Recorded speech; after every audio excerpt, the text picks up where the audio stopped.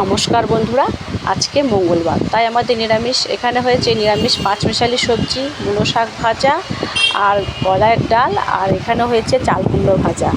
তো কীভাবে করছি রান্নাটা এবার দেখাচ্ছি। সবাই জানেন সাধারণত শীতকাল পড়ে যায়নি, যদিও সেরকমভাবে হয়নি, তবুও দেখবেন নানা রকম সবজির সম্ভার চলে এসেছে।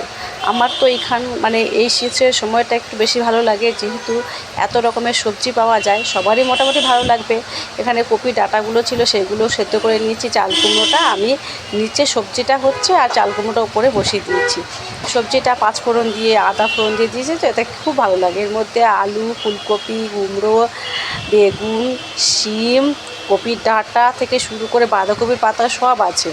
এই যে প্রথমে যেগুলো সেদ্ধ হতে সময় লাগবে সেই সবজিগুলো আগে দিয়ে একটু চাপা দিয়ে রেখেছিলাম নুন আর হলুদ দিয়ে। আর এরপরে আমি দেব কপি ডাঁটাগুলো সেদ্ধ করে রেখেছি, আর এখন আমি দিয়ে দিচ্ছি কুমড়ো আর ফুলকপি আর বেগুন।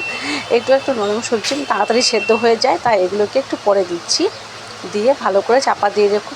আর বাকি মশলা আগে কিছু দেবো না, শুধু মশলার মধ্যে এর মধ্যে পড়বে জিরে, ধনে গুঁড়ো আর একটু সামান্য লঙ্কার গুঁড়ো, কাঁচা লঙ্কা আর একটু মিষ্টি দেবো, কেননা এটা কুমড়ো আছে। আর এরকম নিরামিষ তরকারি কিন্তু খিচুড়ি দিয়ে হোক বা নিরামিষ তরকারির দিনে হোক, নিরামিষ দিনে ডালের ভাতে ভালোই লাগে, আর রুটি দিয়ে তো দারুণ লাগে খেতে। রাতের বেলায় খেতে খাওয়া যায়, এটা খুব ভালো লাগে খেতে।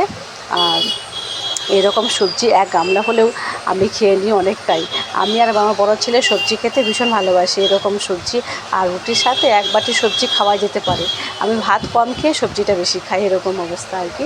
তো এখানে আমি দিয়ে দিয়েছি ডালটা ফোড়ন, এর মধ্যে শুকনো লঙ্কা, তেজপাতা আর মৌরি দিয়ে দিয়েছি। এই যে আমরা এর মধ্যে এই ডালের মধ্যে কলাইটা যেটা ভাজা, সেটা তার মধ্যে সবজি দিয়ে থাকি, একটু মূলো দিয়েছি, কপি ডাঁটাগুলো দিয়ে দিয়েছি আর কাঁচা লঙ্কা দিয়ে দিলাম সবশেষে।